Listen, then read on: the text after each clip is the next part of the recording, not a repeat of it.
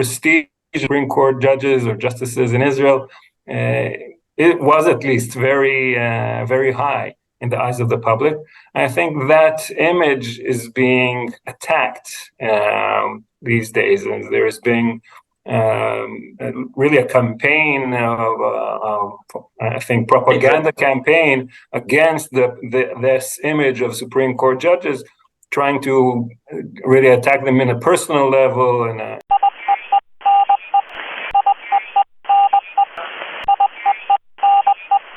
Dr. Lurie, Dr. Fuchs, did Israel's Supreme Court evolve to its current status, with its current prestige and power, which is at the heart of this controversy right now? Or is it the case that from the get-go, its current prestige and power was enshrined in the system that was built back in 1948? And this importance is very important, as you gentlemen both know. Our own Supreme Court was not born as such. It sort of evolved into its power until 1803, the famous Marbury versus Madison case. The doctrine of judicial review wasn't even established. Heck, the Supreme Court didn't even have its own building till the 1930s. So how does that compare to Israel's Supreme Court? Well, I think in its first years, the Supreme Court struggled to find its place in Israeli society, which was very non-legal culture, was looked even frowned upon.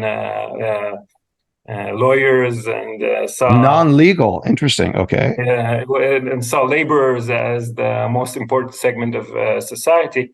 But even in those days, the Supreme Court struggled to create its own place, I think, in Israeli society, and particularly built upon its role as really the final defender of rights, and trying to create a common law Bill of Rights, which Dr. Fuchs mentioned previously.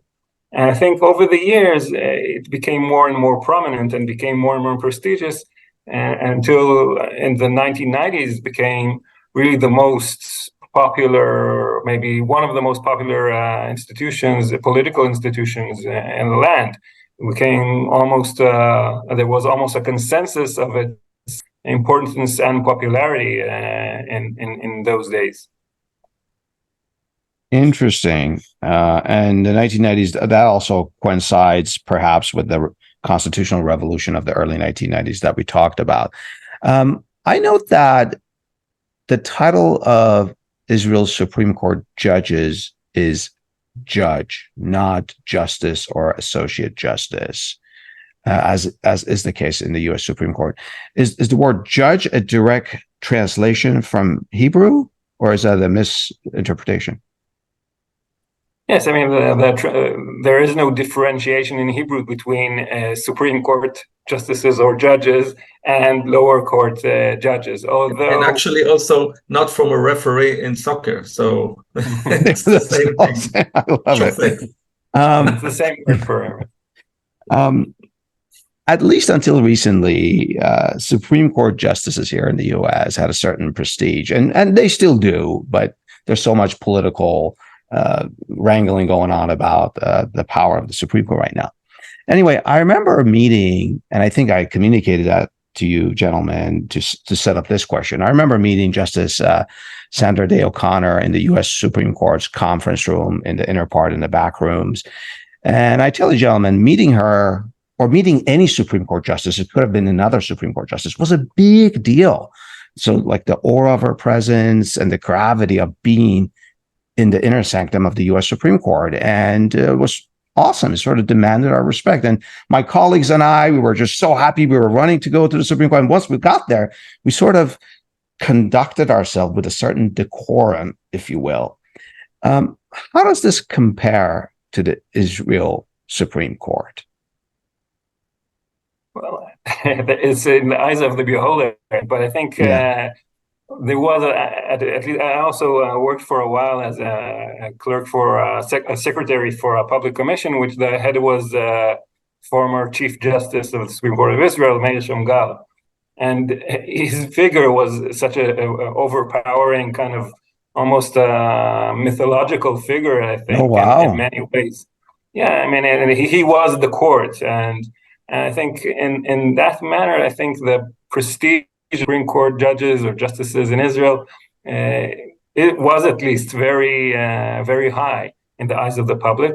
I think that image is being attacked these days, and there is being really a campaign of I think propaganda campaign against this image of Supreme Court judges, trying to really attack them in a personal level, and I think that campaign has been working in recent years.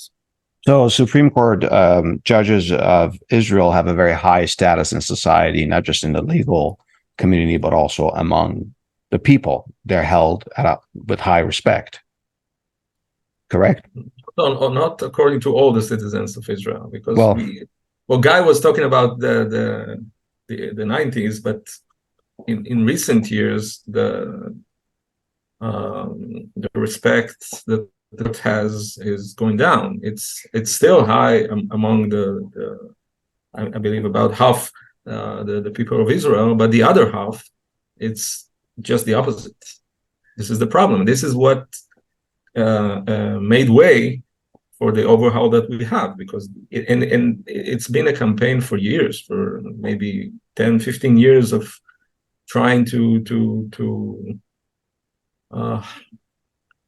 persuade all the Israeli citizens that the court is anti-Zionist, that the court is hyper-liberal, and the court is traitors. You can hear that in not just from you can hear it from public speakers, that they talk about this about the court, and I'm sad to say that a lot of people were convinced. I know this sounds like a small question, but it's important. Do I don't know, school kids go to Israel's Supreme Court for tours to see it? Is it a big thing in the education system? I don't know about a big thing, but they when they travel to Jerusalem, they sometimes visit Knesset, and the Knesset is almost connected to the Supreme Court. It's very close. There is like a war between these two institutes nowadays, but they are connected with very just a corridor within a garden. And yes, sometimes the kids go and they see a hearing in the Supreme Court, and they go and they see a hearing in the Knesset. Yes. That's wonderful. If you wanted our audience to remember just one point about Israel's Supreme Court, after everything we talked about, what would it be? You first, Dr. Lurie. I think the professional character of the Supreme Court, both in its work, which is highly professional, and the character of the judges and how they are selected. I think that is the thing I would want the listeners to remember, that are very highly professional and really not political character of the court.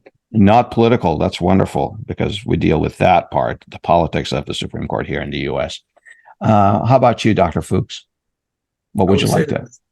Okay, I would say that the Supreme Court is what made Israel a liberal democracy. They took care of it on the first years, that we didn't have any basic laws that had basic rights. And after 1992, they interpreted these laws as a Bill of Rights. And in a lot of ways, many rights that were not written anywhere, like freedom of speech, like equality, they were just made by decisions of the court. All the rights of LGBTQ in Israel, all of them are just made by the Supreme Court. Israel is a vibrant liberal democracy only because it has a strong and independent Supreme Court. That's it. So when you say all LGBTQ rights were made by Israel's Supreme Court, nothing is legislated on that. That makes it so frightening if more cases go to religious courts, as the current Knesset majority wants it. Dr. Lurie, Dr. Fuchs, thank you so much for educating me and our listeners. And to our listeners, if you know of any history that could provide more perspective from the past on this subject, please share it with us and tell us what's your perspective. Thank you, gentlemen. Thank you. Thank you. All right, guys.